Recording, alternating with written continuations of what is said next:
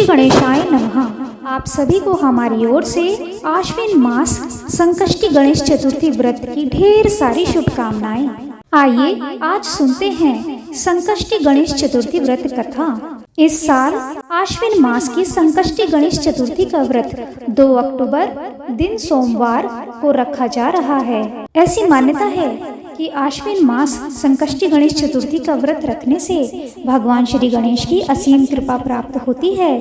गणेश भगवान को बुद्धि, विवेक और बल का देवता माना जाता है। इसलिए इस दिन जो भी भक्त श्रद्धा पूर्वक उपवास रखते हैं और संकष्टी गणेश चतुर्थी व्रत कथा को सुनते या पढ़ते हैं, उनको भगवान श्री गणेश की असीम कृपा प्राप्त होती है। साथ ही उन्हें ज्ञान, बुद्धि की प्राप्ति होती है और भगवान श्री गणेश की कृपा से उनके सभी दुखों का नाश हो जाता है। संकष्टी चतुर्थी का अर्थ संकटों और दुखों को हरने वाली चतुर्थी से होता है।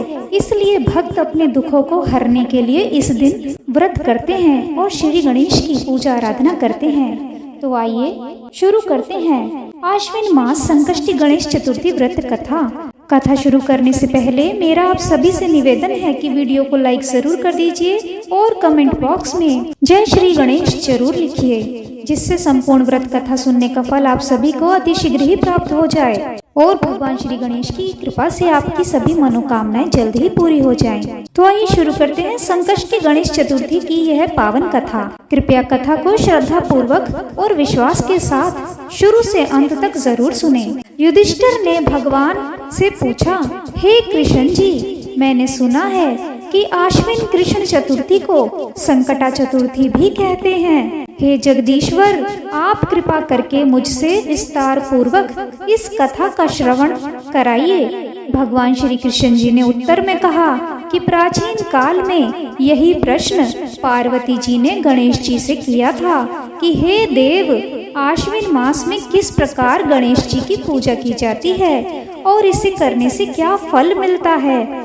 यह सुनकर गणेश जी ने कहा, हे माता, सिद्धि की कामना रखने वाले व्यक्ति को चाहिए कि आश्विन मास में कृष्ण पक्ष की चतुर्थी की पूजा पूर्वोक्त विधि से करे। श्री कृष्ण बाणासुर कथा इस प्रकार से है। आश्विन मास की संकष्टी चतुर्थी को श्री कृष्ण तथा बाणासुर की इस कथा के अनुसार एक समय की बात है कि बाणासुर की कन्या उषा ने सुषुप्तावस्था में अनिरुद्ध का सपना देखा।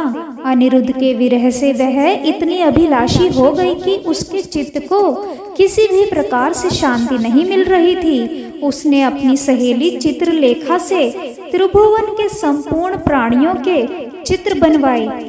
जब चित्र में अनिरुद्ध को देखा तो कहा, मैंने इसी व्यक्ति को सपने में देखा था, इसी के साथ मेरा पाणी ग्रहण भी हुआ था।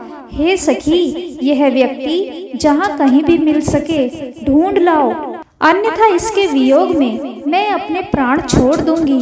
अपनी सखी की बात सुनकर चित्रलेखा अनेक स्थानों में खोज करती हुई द्वारिकापुरी में आ पहुंची। चित्रलेखा राक्षसी माया जानती थी। उसने वहां अनिरुद्ध को पहचान कर उसने उसका अपहरण कर लिया और रात्रि में पलंग सहित अनिरुद्ध को उठाकर वह गोधूली वेला में बाणासुर की नगरी में प्रविष्ट हुई।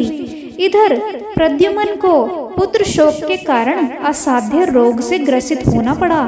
अपने पुत्र प्रद्युम्न एवं पौत्र अनिरुद्ध की घटना से कृष्ण जी भी व्याकुल हो उठे। रुक्मणी भी पौत्र के दुख से दुखी होकर बिलखने लगी और खिन्न मन से श्री कृष्ण जी से कहने लगी, हे नाथ, हमारे प्रिय पौत्र का किसने हरण कर लिया, अथवा वह अपनी इच्छा से ही कहीं गया है। मैं आपके सामने शोकाकुल हो अपने प्राण छोड़ दूंगी। रुक्मणी की ऐसी बात सुनकर भगवान श्री कृष्ण जी यादवों की सभा में उपस्थित हुए। वहां उन्होंने परम तेजस्वी लोमश ऋषि के दर्शन किए। उन्हें प्रणाम करके भगवान श्री कृष्ण जी ने सारी घटना कह सुनाई।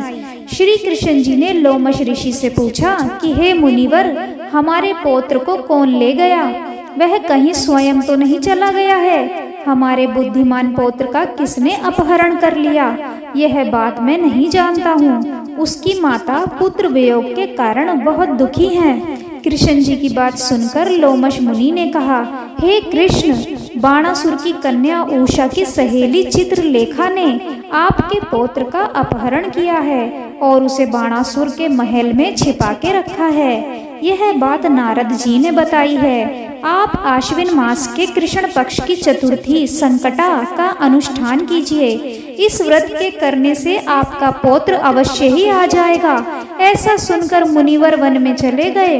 भगवान श्री कृष्ण जी ने लोमश ऋषि के कथन अनुसार व्रत किया और इस व्रत के प्रभाव से उन्होंने अपने शत्रु बाणासुर को पराजित कर दिया। यद्यपि उस भीषण युद्ध में शिव जी ने भी बाणासुर की बड़ी रक्षा की, फिर भी वह परास्त हो गया। भगवान कृष्ण जी ने कुपित होकर बाणासुर की सहस्त्र भुजाओं को काट डाला। ऐसी सफलता का कारण व्रत का प्रभाव ही था। श्री गणेश जी को प्रसन्न करने तथा संपूर्ण विघ्न को हरने के लिए इस व्रत के समान कोई दूसरा व्रत नहीं है। श्री कृष्ण जी ने कहा, हे राजन, संपूर्ण विपत्तियों के विनाश के लिए मनुष्य को इस व्रत को अवश्य ही करना चाहिए। इसके प्रभाव से आप शत्रुओं पर विजय प्राप्त करेंगे एवं राज्य अधिकारी होंगे। इस व्रत की महिमा का वर्णन बड़े बड़े विद्वान भी नहीं कर सकते। हे कुंती पुत्र, मैंने इसका अनुभव स्वयं किया है।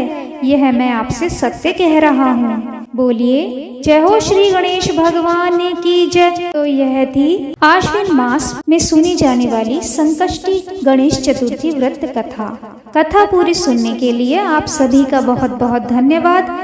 यदि आपको हमारे द्वारा सुनाई गई कथा पसंद आई हो तो वीडियो को लाइक जरूर कर दीजिए, शेयर कीजिए, कमेंट कीजिए और कमेंट बॉक्स में जय श्री गणेश जरूर लिखें, जिससे संपूर्ण व्रत कथा सुनने का फल आप सभी को अतिशीघ्र ही प्राप्त हो जाए और भगवान श्री गणेश की असीम कृपा आप पर सदैव बनी रहे और आपकी सभी मनोकामनाएं भगवान श्री गणेश जी की कृपा से जल्द ही पूरी हो जाएं। यदि आप हमारे चैनल पर पहली बार आए हैं और अभी तक आपने हमारे चैनल को सब्सक्राइब नहीं किया है तो कृपया आज ही चैनल को सब्सक्राइब भी कर लीजिए। साथ ही बेल आइकन को भी प्रेस कर दीजिए, जिससे हमारी आने वाली सभी नई वीडियोस की जानकारी आपको सबसे पहले मिले। जय श्री गणेश।